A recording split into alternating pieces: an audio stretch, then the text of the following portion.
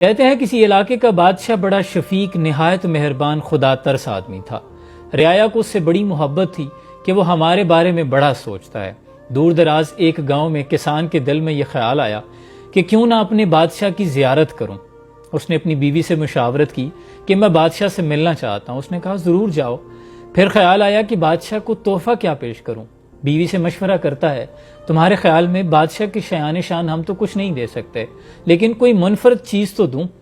تو بیوی کہنے لگی ایسا کرو، ہمارے گاؤں کے قریب سے جو چشمہ گزرتا ہے اس کا پانی انتہائی میٹھا اور ٹھنڈا ہے، تم بادشاہ کے لیے وہ لے جاؤ۔ مجھے نہیں لگتا کہ اور کسی علاقے میں اتنا میٹھا اور ٹھنڈا پانی کا چشمہ موجود ہے۔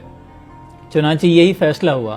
اس شخص نے پانی کے 2 گھڑے بھرے چشمے سے اور گدھے پر سامان لادا اور رخت سفر باندھ لیا۔ کچھ دنوں کی مسافت کے بعد جب وہ بادشاہ کے حضور پیش ہوا، اجازت طلب کی، اسے اجازت ملی تو بادشاہ کے حضور اپنے تحفے پیش کر کے کہتا ہے بادشاہ سلامت، یہ میرے علاقے کے چشمے کا پانی ہے جو انتہائی فرحت بخش، ٹھنڈا اور میٹھا ہے۔ بادشاہ سلامت نے تحفہ قبول کیا اور اپنے وزیر کی جانب اشارہ کیا۔ وزیر نے حکم کے مطابق جب گھڑے پہ سے ڈھکن اٹھایا تو چونکہ پانی کچھ دن گھڑے میں بند رہا تو اس میں سے ہلکی سی بدبو آنے لگ چکی تھی۔ وزیر نے جب مڑ کے بادشاہ کی طرف دیکھا تو بادشاہ اہل علم اور فراست کا مالک تھا، نظروں سے بھانپ لیا۔ اس نے وزیر کو اشارے سے چپ رہنے کا کہا اور خود بآواز بلند کہنے لگا مجھے اس کسان کا تحفہ بے حد پسند آیا۔ ساتھ ہی خزانچی کو کہا کہ اس کے گھڑوں کو اشرفیوں سے بھر دے۔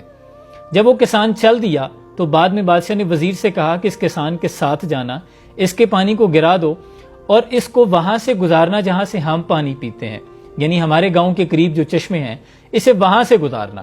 جب وہ کسان وہاں سے گزرا، پانی پیا تو اسے اندازہ ہوا کہ یہاں کے چشمے کا پانی زیادہ ٹھنڈا، زیادہ میٹھا اور فرحت بخش تھا۔ پھر اسے احساس ہوا کہ اس کا تحفہ کتنا حقیر تھا، لیکن اس کے دل میں محبت اور عقیدت بادشاہ کی اور بھی بڑھ گئی کہ بادشاہ کتنا رحم دل انسان ہے۔ دیکھیں دوستو، ہماری عبادات کا بھی یہی عالم ہے۔ ہم جو عبادات ٹوٹے پھوٹے سجدے کرتے ہیں، جو نمازیں پڑھتے ہیں، ہمیں لگتا ہے کہ وہ بہت اچھی ہیں، لیکن وہ مالک کائنات جو تمام بادشاہوں کا بادشاہ ہے، اسے علم ہوتا ہے کہ ہماری عبادات کیسے ہیں، لیکن وہ ہماری عبادات کے مطابق عطا نہیں کرتا۔ وہ کرم اپنی شایان شان عطا کرتا ہے، اور ہم اپنی عبادات پہ جو تکبر کر رہے ہوتے ہیں، ہمیں علم بھی نہیں کہ اس کے گھر میں اتنے فرشتے ہیں کہ عبادات کی اس کو ضرورت ہی نہیں۔